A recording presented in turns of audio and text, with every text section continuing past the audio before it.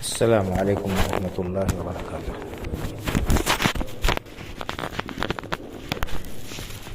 ان الحمد للہ نحمده ونستعینه ونستغفره ونؤمن به ونتوکل علیہ ونعوذ باللہ من شرور انفسنا ومن سیئات اعمالنا من يهده الله فلا مضل له ومن يضلل فلا هادي له وأشهد أن لا إله إلا الله وحده لا شريك له وأشهد أن محمدا عبده ورسوله يا أيها الذين آمنوا اتقوا الله حق تقاته ولا تموتن إلا وأنتم مسلمون يا أيها الناس اتقوا ربكم الذي خلقكم من نفس واحدة وخلق منها زوجها وبث منهما رجالا كثيرا ونساء واتقوا الله الذي تساءلون به والأرحام إن الله كان عليكم رقيبا يا أيها الذين آمنوا اتقوا الله وقولوا قولا سديدا يصلح لكم أعمالكم ويغفر لكم ذنوبكم ومن يطع الله ورسوله فقد فاز فوزا عظيما فأعوذ بالله من الشيطان الرجيم أم حسبت أن أصحاب الكهف والرقيم كانوا من آياتنا عجبا إذ أوى الفتية إلى الكهف فقالوا ربنا آتنا من لدنك رحمة وهيئ لنا من أمرنا رشدا وقال النبي صلى الله عليه وسلم اغتنم خمسا قبل خمس وذكر منها وشبابك قبل هرمك أو كما قال صلى الله عليه وسلم رب اشرح لي صدري ويسر لي أمري واحلل عقدة من لساني يفقه قولي سبحانك لا علم لنا إلا ما علمتنا إنك أنت العليم الحكيم۔ محترم حضرات، جوانی اللہ رب العالمین کا بہت بڑا انعام ہے جو بندے کو عطا ہوتی ہے۔ جوانی میں انسان کو بھرپور طاقت و قوت حاصل ہوتی ہے، جسمانی طور پر بھی وہ مضبوط ہوتا ہے اور اس کے عزائم بھی جوان ہوتے ہیں، اس کا خون بھی گرم ہوتا ہے اور انسان جوانی کے عالم میں بہت سارے بڑے بڑے کام انجام دینا چاہے تو انجام دے لیتا ہے، جو اس سے پہلے نہ بچپن میں وہ انجام دے سکتا ہے نہ بڑھاپے میں اس کے بس میں وہ کام ہوتا ہے۔ اور یہ جوانی اللہ رب العالمین کی بہت ہی قیمتی نعمت ہے جو چلی جانے کے بعد دوبارہ واپس نہیں آتی، جیسا کہ شاعر نے کیا کہا ہے کہ یہ دنیا عجیب سرائے فانی دیکھی، یہ دنیا عجیب سرائے فانی دیکھی، یہاں کی ہر چیز آنی جانی دیکھی، جو آ کے نہ جائے وہ بڑھاپا دیکھا، جو جا کے نہ آئے وہ جوانی دیکھی۔ تو جوانی جب تک انسان کو حاصل ہے، اس جوانی میں وہ بڑے سے بڑے مارکے سر کر سکتا ہے، بڑے سے بڑے کام کر سکتا ہے اور مشکل اور بہت ہی کٹھن کاموں کو بھی اپنے عزم و حوصلے سے وہ انجام دے سکتا ہے۔ اور نوجوان کسی بھی قوم کا سرمایہ ہوتے ہیں، کسی بھی قوم کی قیمتی سے قیمتی دولت ہوتے ہیں، اسی لیے جو قومیں بھی آگے بڑھنا چاہتی ہیں، ترقی کرنا چاہتی ہیں، کامیابی حاصل کرنا چاہتی ہیں، وہ اپنے نوجوانوں سے بڑی توقعات وابستہ رکھنے کے ساتھ ان کو آگے بڑھتے ہیں، ان کو آگے بڑھاتی ہیں اور ان کی مختلف صلاحیتوں سے بھرپور فائدہ اٹھاتی ہیں۔ تو جوانی اللہ رب العالمین کی بہت بڑی نعمت ہے اور نوجوان قوم کا بہت بڑا سرمایہ ہے۔ دنیا میں آپ دیکھ لیجئے، کسی بھی میدان میں کام کرنے والے، تجارت میں، ملازمت میں اور دوسری چیزوں میں زیادہ تر آپ کو جوان ملیں گے اور جوان سے آگے۔ بڑھاپے میں انسان کے ہاتھ پیر ڈھیلے ہو جاتے ہیں، اس کے قوا کمزور ہو جاتے ہیں، اس کے اعضاء جواب دے جاتے ہیں، پھر وہ چاہتے ہوئے بھی بہت سارے کام انجام نہیں دے سکتا ہے۔ بہرحال قرآن کریم میں اور احادیث مبارکہ میں اس جوانی کی اہمیت اور اس کی تاکید کو بیان کیا گیا ہے، اور اس جوانی کا صحیح استعمال کرنے کی بہت تاکید کی گئی ہے، اور حدیث پاک میں آیا ہے کہ اس جوانی کے بارے میں اللہ رب العالمین کے ہاں خصوصی سوال کیا جائے گا۔ آج ہمارا نوجوان افسوس کے ساتھ کہنا پڑتا ہے کہ جوانی کی قیمت کو نہیں سمجھتا ہے، اور یہ سمجھتا ہے کہ جوانی دیوانی ہوتی ہے، اور جوانی میں انسان کیا ہے جو چاہے وہ کرے، یعنی غلط کاریاں۔ وہ سمجھتے ہیں کہ جوانی کھیل کود میں، لہو و لعب اور تماشے میں اور رنگ رلیاں بنانے میں گزار دینی چاہیے، اور اس کے بعد جب بڑھاپا آئے گا تب توبہ کر لیں گے یا اللہ کی بارگاہ میں ہم رجوع کریں گے اور پھر فرائض کی پابندی کریں گے۔ حالانکہ انہیں پتہ نہیں، کسی کو بھی پتہ نہیں کہ اگلا دن اسے نصیب ہوگا کہ نہیں نصیب ہوگا، اگلی صبح اسے دیکھنی نصیب ہوگی کہ نہیں ہوگی، اس سے پہلے ہی فرشتہ اجل آ جائے گا۔ اس لیے ہمیں چاہیے کہ ہم جوانی کی قدر کریں، اور اس جوانی کو اللہ رب العالمین کی عبادت و اطاعت میں صرف کریں، اور اس جوانی کو ہم اپنے لیے اور اپنے گھر والوں اور اپنے ملک اور اپنے ملت کے مفاد میں صرف کریں۔ انسانوں کو چاہیے کہ وہ عقل سے کام لیں، سوجھ بوجھ سے کام لیں، اور اپنی جوانی کو ہرگز ضائع نہ کریں، کیونکہ کل قیامت کے دن پچھتانا پڑے گا۔ قرآن کریم میں متعدد جگہ تذکرہ کیا گیا ہے کہ جوان کیا کام کر سکتا ہے، اور جوانوں کا تذکرہ کیا گیا ہے۔ ایک جوان اگر ٹھان لے تو وہ بگڑے ہوئے معاشرے کو سدھار سکتا ہے، ایک جوان اگر ٹھان لے تو وہ اصلاح کے لیے اپنی کوشش کر سکتا ہے، کم از کم وہ اللہ رب العالمین کے دین کی سربلندی کے لیے اپنی جوانی کو لگا سکتا ہے۔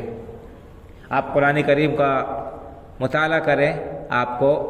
معلوم ہوگا، پڑھیں گے کہ جوانوں نے جوانی میں بہت بڑے بڑے کام انجام دیے، خاص طور سے دین کی خدمت کا کام جوانوں ہی نے انجام دیا۔ حضرت ابراہیم علیہ السلام کا تذکرہ قرآن کریم میں اللہ رب العالمین نے کیا ہے کہ انہوں نے اپنی قوم کو دعوت دی جس وقت، اور قوم سے مقابلہ کیا اس وقت، تو کیا ہے وہ جوان تھے۔ جب حضرت ابراہیم علیہ السلام نے بت خانے میں جا کر بتوں کو توڑا،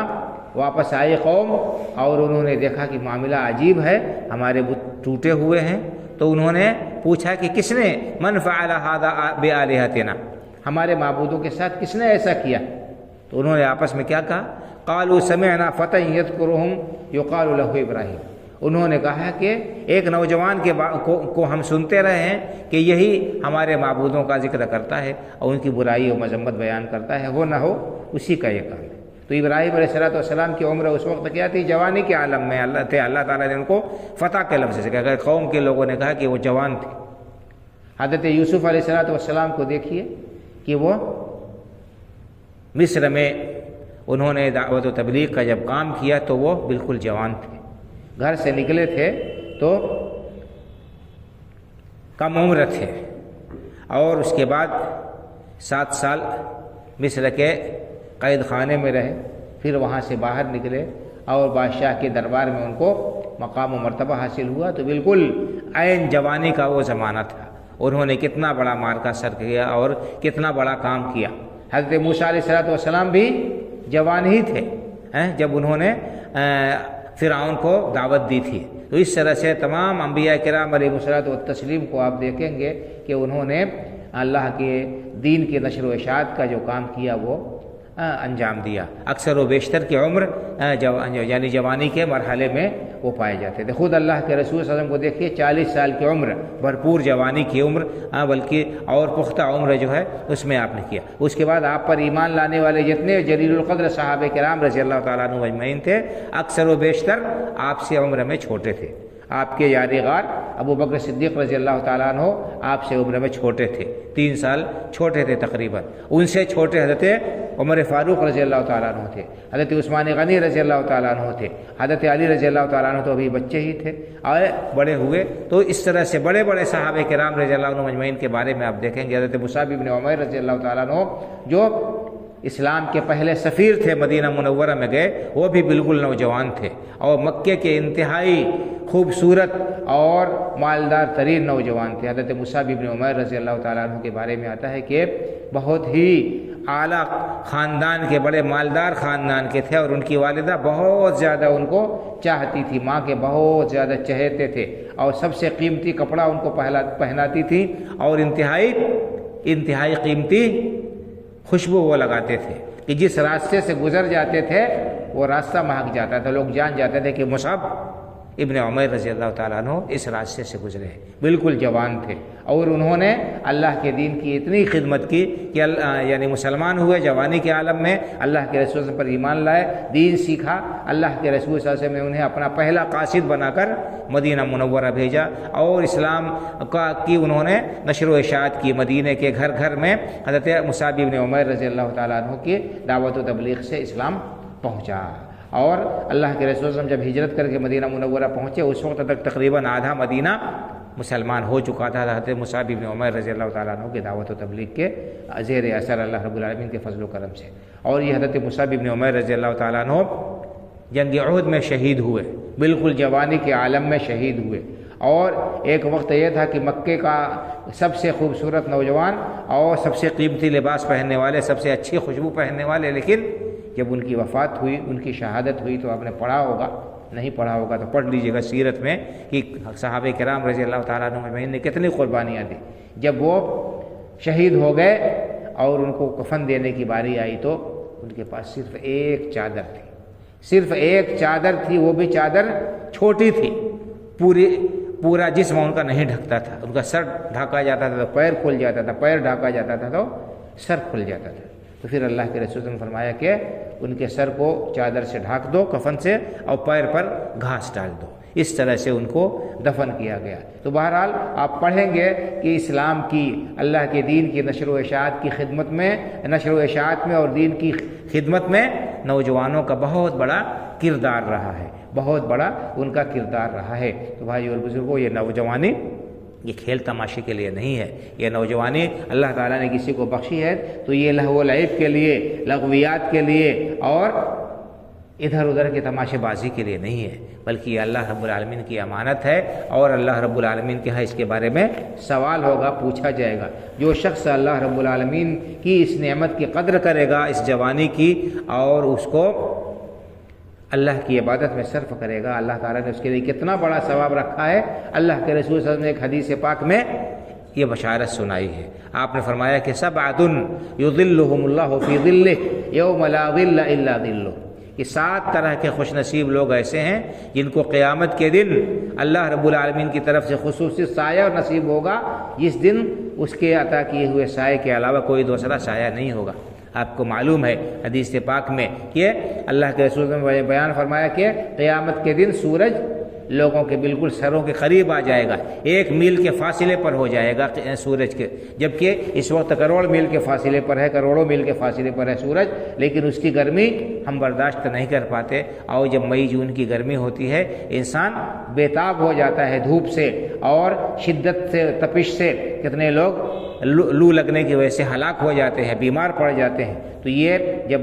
جو ہے لاکھوں میل دور ہونے کے باوجود سورج کا ہمارے ساتھ یہ معاملہ ہے کہ اس کی معمولی سے تپش برداشت نہیں کر سکتے. جب قیامت کے دن 1 میل کے فاصلے پر یہ سورج آ جائے گا تو اس وقت کیا حال ہوگا. اللہ کے رسول نے بیان فرمایا کہ لوگ اپنے اعمال کے مطابق پسینے میں شرابور ہوں گے. جن کے گناہ کم ہوں گے ان کو کم پسینہ ہوگا، بہت سے لوگوں کو پسینہ ان کے گھٹی تک ہوگا. کچھ لوگ اپنے جو ہے گھٹنوں تک پسینے میں ڈوبے ہوئے ہوں گے، کسی کے کمر تک پسینہ ہوگا، کسی کے سینے تک ہوگا، اور کسی کو آپ نے منہ میں ہاتھ لگا کر فرمایا کہ ایسے جیسے جانور کے منہ میں لگام ہوتی ہے اسی طرح سے پسینہ جو ہے ان کے منہ کے تک پہنچا رہے گا، یہ حال ہوگا۔ ایسی پریشانی کے عالم میں اللہ کے رسول صلی اللہ علیہ وسلم نے فرمایا کہ 7 طرح کے خوش نصیب لوگ ہیں جو اس شدت سے محفوظ رہیں گے، دھوپ کی تپش سے اور سورج کی تمازت سے وہ محفوظ رہیں گے۔ اس میں سے آپ نے کیا فرمایا؟ دوسرے نمبر پر فرمایا کہ اشاب نشأ فی عبادت اللہ، ایسا نوجوان جس نے اپنے جوانی کی حفاظت کی، اپنی جوانی کو اللہ کی عبادت میں صرف کیا، جوانی دیوانی کہہ کر حرام کاریوں میں اور اللہ کی نافرمانی میں، گناہ کے کاموں میں اپنے جوانی کو نہیں لگایا، بلکہ اپنی جوانی کی حفاظت کی اور اللہ کی عبادت و بندگی میں لگایا، اللہ رب العالمین سے ڈرتا رہا، اللہ کے حرام کیے ہوئے کاموں سے بچتا رہا، تو ایسا خوش نصیب نوجوان بھی قیامت کے دن اللہ رب العالمین کی طرف سے خصوصی سائے میں ہوگا۔ تو یہ فضیلت بیان کی ہے اللہ کے رسول صلی اللہ علیہ وسلم نے جوانی کی، اور آپ نے جوانی کی قدر کرنے کی، جوانی کی حفاظت کرنے کی تاکید متعدد احادیث میں فرمائی ہے۔ ایک حدیث میں اللہ کے رسول صلی اللہ علیہ وسلم نے ارشاد فرمایا کہ اغتنم خمسا قبل خمس، 5 چیزوں کو 5 چیزوں سے پہلے غنیمت سمجھ لو، 5 چیزوں کو 5 چیزوں سے پہلے غنیمت سمجھو۔ کیا ہے؟ اس میں آپ نے فرمایا شبابک قبل حرمک، بڑھاپے سے پہلے پہلے جوانی کو غنیمت سمجھ لو، بڑھاپے سے پہلے پہلے جوانی کو غنیمت سمجھ لو، وصحتک قبل سقمک، اور تندرستی کو بیماری سے پہلے غنیمت سمجھ لو، وفراغک قبل شغلک، اور فرصت کا وقت ہے، چھٹی کا وقت ہے، تو اس چھٹی کے فرصت کے وقت کو مشغولیت کے وقت سے پہلے غنیمت سمجھ لو۔ فرصت اور چھٹی کا وقت ہے، اس کا مطلب یہ نہیں کہ پکنک منانے کے لیے اور کھیل تماشے میں یہاں وہاں بیٹھ کر وقت ضائع کرو، نہیں، اس وقت کی قدر کرتے ہوئے اس کو اللہ کی عبادت و بندگی میں صرف کر لو، کچھ قرآن کی تلاوت کر لو، کچھ نوافل پڑھ لو، کچھ جو ہے اسی طرح سے تسبیح و تحلیل میں اپنے اوقات کو صرف کر لو، کسی کی مدد کر دو، کسی کا سہارا بن جاؤ، تو اس طرح سے اس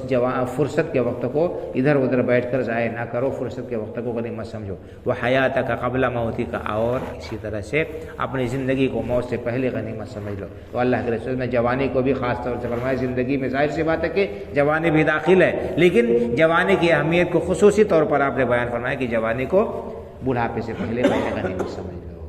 اور اللہ کے رسول صلی اللہ علیہ وسلم نے کیا بیان فرمایا؟ حدیث آپ نے سنی ہوگی، بارہا حدیث آپ نے سنی ہوگی کہ قیامت کے دن انسان کے قدم میدان محشر سے ٹل نہیں سکتے،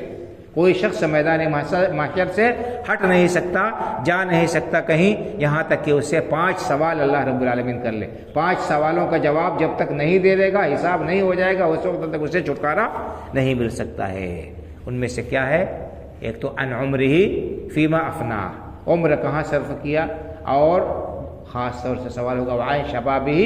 فیما ابلا، عمر کے بارے میں پورا سوال ہوگا، اور جوانی کے بارے میں خصوصی سوال ہوگا۔ اللہ رب العالمین پوچھے کہ جوانی میں کہاں صرف کیا؟ جوانی میں تمہارے پاس میں قوت و طاقت تھی، تم نفلی نماز بھی پڑھ سکتے تھے، نفلی روزے بھی رکھ سکتے تھے، اور لوگوں کی غریبوں کی مدد بھی کر سکتے تھے، بہت سارے بھلائی کے کام کر سکتے تھے، تم نے اس جوانی کو کہاں صرف کیا؟ اس جوانی کا صحیح استعمال کیا، اللہ رب العالمین کو راضی کرنے کے کاموں میں اس جوانی کو لگایا، یا یہ کہ اس کو لہو و لعب میں، کھیل تماشے میں، حرام کاری میں صرف کیا، یا اس جوانی اور اس طاقت کو تم نے غلط استعمال کیا، کسی کی آبروریزی کی، کسی کے ساتھ دست درازی کیا، کسی کا مال ہڑپ کرنے میں، کسی کو ستانے میں اس جوانی کو لگایا۔ حساب اللہ کے ہاں ہونا ہے، اس کا ہمیں احساس ہونا چاہیے، اور اس جوانی کی قدر کرنی چاہیے۔ تو قرآن کریم میں اللہ رب العالمین نے جوانی کے بارے میں بتایا ہے، اور جوانوں کے قصے اور واقعات بیان کیے ہیں بطور عبرت اور نصیحت کے۔ میں نے آپ کے سامنے سورہ کہف کی 1-2 آیتیں پڑھی ہیں، ان میں بھی اللہ رب العالمین نے کچھ نوجوانوں کا تذکرہ کیا ہے۔ سورہ کہف ہر جمعہ کو پڑھنا مسنون ہے۔ جو آدمی سورہ کہف جمعہ کی رات شروع ہو چکی ہے، مغرب ہو گیا، دن ڈوب گیا، تو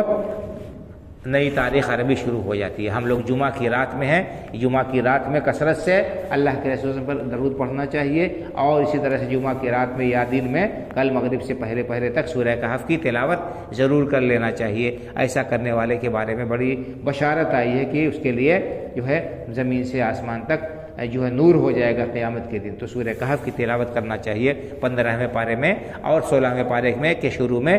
جو اب 2 صفحہ یہ سورہ کہف ہے۔ اس میں کچھ نوجوانوں کا اللہ رب العالمین نے تذکرہ کیا کہ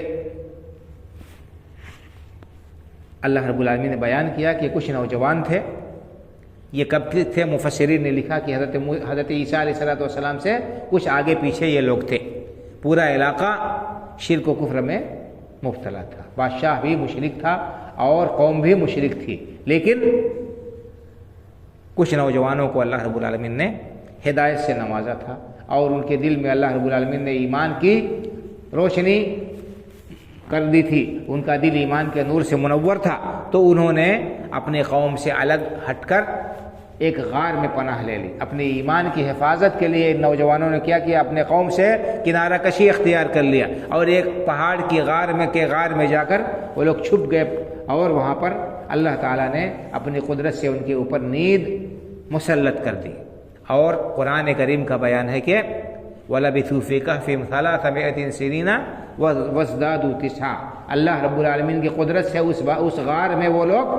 309 سال سوئے رہے۔ سبحان اللہ، 309 سال، قرآن کا بیان، 309 سال وہ لوگ اسی غار میں سوئے پڑے رہے، اور اللہ تعالیٰ نے ایسا انتظام کر دیا تھا کہ ان کے غار سے سورج نکلتا تھا تو داہنی طرف سے چلا جاتا تھا اور ڈوبتا تھا تو بائیں طرف سے ڈوب جاتا تھا۔ اس طرح سے ان کے غار میں روشنی پہنچتی تھی لیکن دھوپ نہیں پہنچتی تھی۔ تو یہ ام حسبت ان اصحاب الکہف والرقیم کانوا من آیاتنا عجبا، کیا آپ نے سمجھ رکھا ہے کہ غار والے اور کتبے والے یہ ہمارے تعجب انگیز نشانیوں میں سے تھے؟ نہیں، کوئی تعجب کی بات نہیں۔ اللہ رب العالمین کی قدرت کی نشانیاں اس کائنات میں بکھری پڑی ہیں، بے شمار نشانیاں اللہ رب العالمین کی قدرت پر، اس کی عظمت پر دلالت کرنے والی ہیں۔ تو یہ بھی کوئی تعجب انگیز بات اللہ کے لیے نہیں ہے، اللہ کے لیے کوئی چیز مشکل نہیں ہے۔ تو یہ غار میں چھپ گئے تھے، اور رقیم کے معنی آتے ہیں، بعض لوگوں نے کہا کہ بستی کا نام ہے جس بستی میں یہ لوگ تھے، بعض لوگوں نے کہا کہ نہیں، رقیم کے معنی آتے ہیں تختی کے، ان کے نام ان کے عجیب واقعے کی وجہ سے بعد میں تختیوں پر لکھ دیے گئے تھے کہ فلاں فلاں لوگ تھے۔ تو یہ بہرحال یہ لوگ تھے۔ اذا الفتیۃ الی الکہف، اللہ نے بیان فرمایا کہ وہ چند نوجوان تھے جو ایک غار میں جا کر چھپ گئے تھے۔ تو یہ معلوم ہوا کہ ایک نوجوان کو فکر کرنی چاہیے اپنے ایمان کی اور اپنے عقیدے کی، اور ایمان اور عقیدے کی حفاظت کے لیے اگر اسے اپنے وطن کو چھوڑنا پڑے، اپنے عزیز و اقارب سے دستبرداری اختیار کرنی پڑے، اگر اسے ہجرت کرنی پڑے، تو اس کو بھی اسے برداشت کرنا چاہیے، قبول کرنا چاہیے۔ جوانی کے اندر جو ہے انسان کے اندر حوصلہ ہوتا ہے، قوت و طاقت ہوتی ہے، اور جب اللہ رب العالمین کے لیے ہم کوئی کام کریں گے، کوئی قربانی دیں گے، اور اللہ رب العالمین کے دین کے لیے ہم اس کے دین پر قائم رہنے کے لیے عزم کر لیں گے، تو اللہ رب العالمین کی طرف سے مدد ہوگی، اللہ رب العالمین کی طرف سے مدد ہوگی، غیبی مدد ہوگی۔ یہ نوجوان تھے، چند لوگ تھے، پورا علاقہ مخالف تھا، بادشاہ سے لے کر قوم تک سب مشرک تھے، سب بدعقیدہ تھے، لیکن ان نوجوانوں نے ہمت کی، حوصلہ کیا اور عملی اقدام کیا، اپنے دین اور ایمان کو بچانے کی فکر کیا، تو اللہ رب العالمین سے دعا کیا، تو اللہ تعالیٰ نے ان کے لیے حالات سازگار بنا دیے۔ غیب سے اللہ تعالیٰ نے ایسی مدد کی ان کی کہ وہ یعنی سوچ بھی نہیں سکتے تھے۔ تو اسی طرح سے ہم جب دین پر عمل کریں گے، عقیدہ اپنا درست کریں گے، اپنی اصلاح کریں گے، تو اللہ رب العالمین کی طرف سے ہماری غیبی مدد ہوگی، وہاں سے جہاں ہم سوچ نہیں سکیں گے۔ ظاہر سی بات ہے، وقتی طور پر پریشانیاں آئیں گی، وقتی طور پر آزمائشیں آئیں گی، مشکلات کا سامنا کرنا پڑے گا، لیکن اگر ہم ڈٹے رہے اور استقامت ہم نے اختیار کی اور اللہ رب العالمین سے لو لگائے رہے، تو آخر میں اللہ رب العالمین کی طرف سے مدد آئے گی، اور ایسی مدد آئے گی کہ ہم سوچ نہیں سکتے۔ پوری تاریخ بھری پڑی ہے اسی سے۔ آپ دیکھیے انبیاء کرام علیہ الصلوۃ والتسلیم کے واقعات، دیکھیے کہ ان کا سابقہ کتنی سرکش قوموں سے تھا، کتنے بڑے بڑے ظالم و جابر بادشاہوں سے تھا، لیکن وہ لوگ اللہ سے نا امید نہیں ہوئے، مایوس نہیں ہوئے، اور انہوں نے اپنے ایمان اور عقیدے میں کسی قسم کی لچک نہیں پیدا کی، کسی قسم کا اس کے اندر انہوں نے کسی قسم کی مداہنت کا مظاہرہ نہیں کیا۔ تو وقتی طور پر پریشانیاں آئیں، آزمائشیں آئیں، لیکن انجام آخر میں ہمیشہ اللہ کے نیک بندوں کا ہی ہوا۔ تو آج اگر حالات ہمارے موافق اور سازگار نہیں ہیں، اس کا مطلب یہ نہیں ہے کہ ہم اللہ کے دین سے دوری اختیار کر لیں، اس کا مطلب ہرگز یہ نہیں ہے کہ ہم اپنے دین سے دستبرداری اختیار کر لیں اور حالات کے سامنے ہم سپر ڈال دیں اور اپنے ایمان اور عقیدے کا سودا کر لیں، نہیں، ہرگز نہیں۔ ایک مومن کا یہ شیوا و شعار نہیں ہونا چاہیے، اور کبھی بھی کسی مسلمان کو اللہ کی رحمت سے مایوس نہیں ہونا چاہیے۔ ہم پہلے کوشش تو کریں، ہم پہلے عزم اور حوصلہ تو کریں، اپنے ایمان کو تو درست کریں اور اللہ رب العالمین سے لو تو لگائیں۔ ہمارا معاملہ یہ ہے کہ اللہ تعالیٰ سے ہمارے تعلقات انتہائی کمزور ہیں، ہم اللہ رب العالمین کے فرائض کی پابندی کرنے والے نہیں، نوافل کا اہتمام تو بڑی دور کی بات ہے، حرام چیزوں سے لوگ بچتے نہیں ہیں اور ان کا ارتکاب کرتے ہیں، پھر ہمیں شکایت ہے اللہ رب العالمین سے کہ اللہ ہماری مدد نہیں کر رہا ہے، اللہ تعالیٰ نے ہمارے اوپر دشمن مسلط کر دیے اور ایسا ہو رہا ہے ویسا ہو رہا ہے۔ بھائی اور بزرگوں، اس دنیا میں ہر شخص کے ساتھ پریشانیاں ہیں، صرف اہل ایمان کے ساتھ مسائل نہیں ہیں بلکہ اس سے زیادہ مسائل غیروں کے ساتھ۔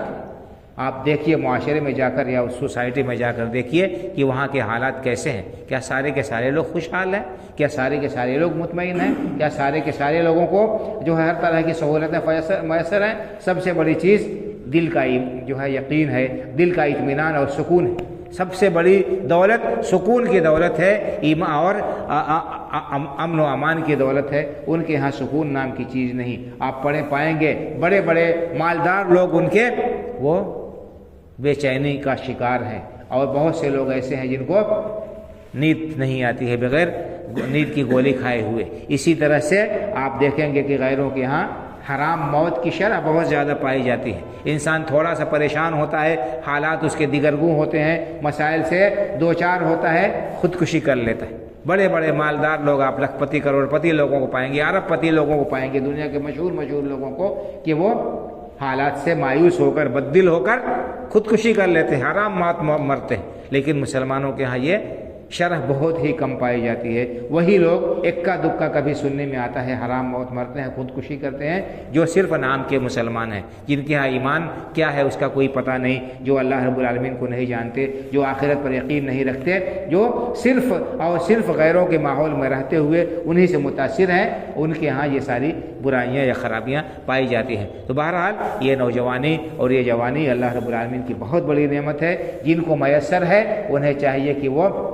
اس کی قدر کرے، اس جوانی کو اللہ رب العالمین کی عبادت سے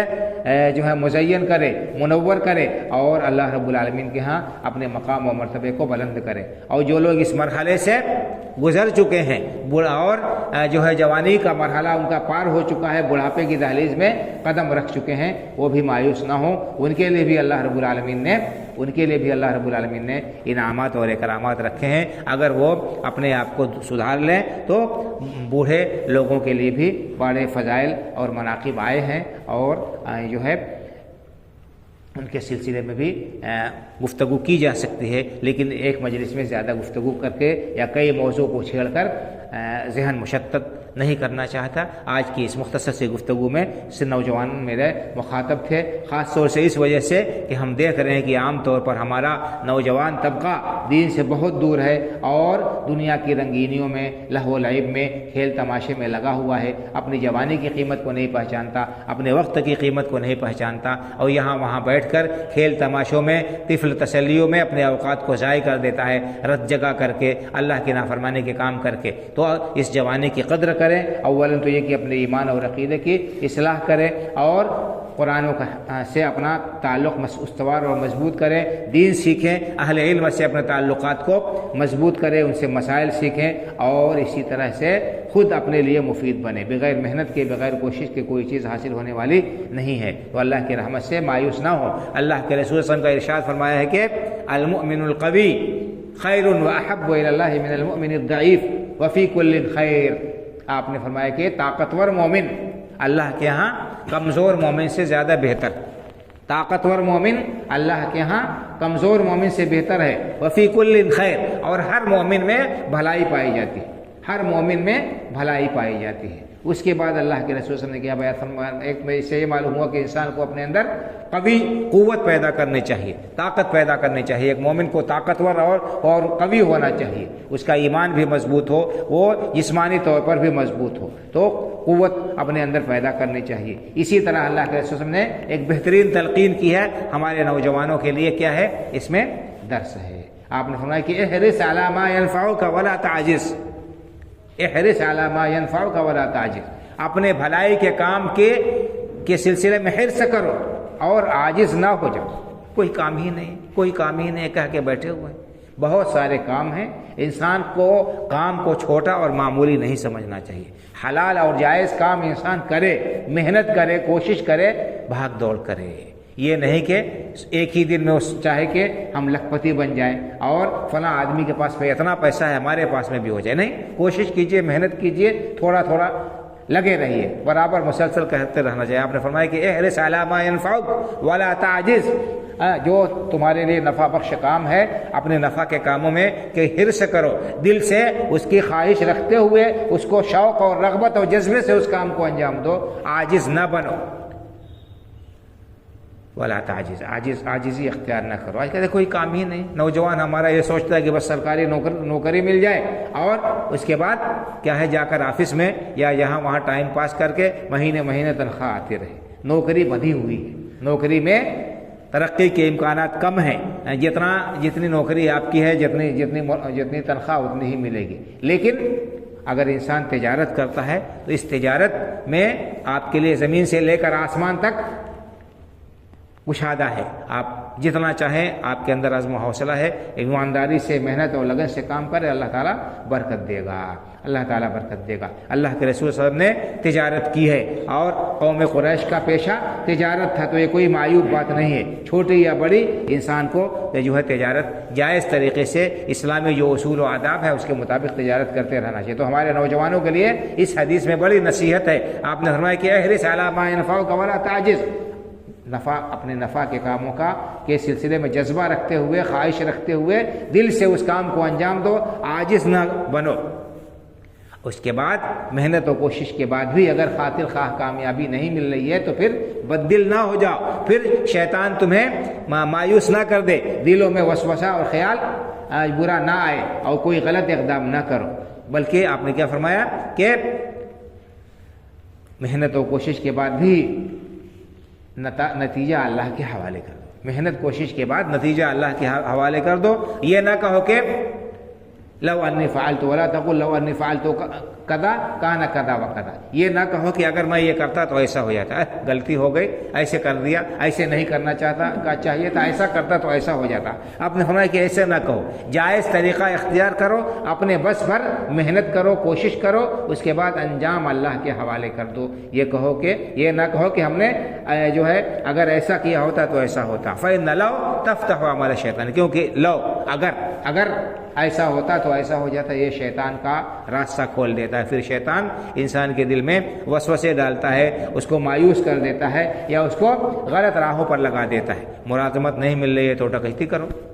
لوگوں کا مال چھینو، بے ایمانی کرو، فراڈ کرو، نہیں، اللہ رب العالمین پر بھروسہ کرتے ہوئے جائز طریقے سے کوشش کرو۔ کوشش اور محنت کے بعد بھی خاطر خواہ اگر نتیجہ نہیں نکل رہا ہے تو پھر اللہ رب العالمین کے فیصلے پر راضی ہو جائے،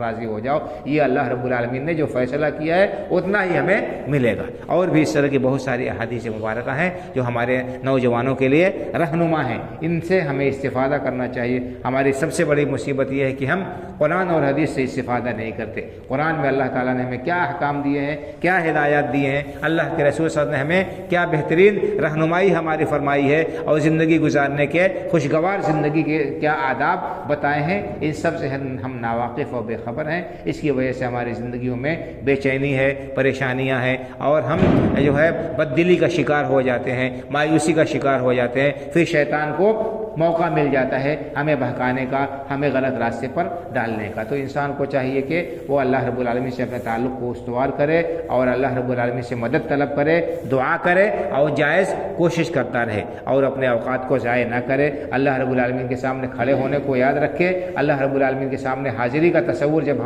ہمارے ذہن میں راسخ اور پیوست رہے گا تو پھر ہمارے قدم غلطیوں کی طرف، گناہوں کی طرف بڑھنے سے پہلے ہم 10 بار سوچیں گے، غور کریں کریں گے اور انشاءاللہ تعالیٰ اس کا اثر یہ ہوگا کہ ہم بہت سے گناہوں سے بچ جائیں گے، محفوظ رہ جائیں گے۔ باتیں بہت ساری ہیں، زیادہ گفتگو نہ کر کے یہیں پر میں اپنی گفتگو ختم کرتا ہوں۔ اللہ رب العالمین سے دعا کرتا ہوں کہ اللہ تعالیٰ ہمیں نیک بنائے اور صحیح باتوں کو سننے اس پر عمل کرنے کی توفیق عطا فرمائے۔ اللہ تعالیٰ ہمارے نوجوانوں کے حالات کو درست کر دے اور انہیں اپنے دین پر جو ہے جمع دے۔ اللہ رب العالمین ان کے ہمارے دلوں کو ایمان کی روشنی سے، ایمان کے نور سے منور کر دے۔ شیطان کو ہمارے درمیان میں آ کر اور ہمیں گمراہ کرنے سے اللہ تعالیٰ ہماری حفاظت فرما، اسلام پر زندہ رکھ، ایمان پر ہمارا خاتمہ فرما، آمین۔ وآخر دعوانا الحمد للہ رب العالمین، وصلی اللہ علی نبینا محمد وعلی آلہ وصحبہ اجمعین، والسلام علیکم ورحمۃ اللہ وبرکاتہ۔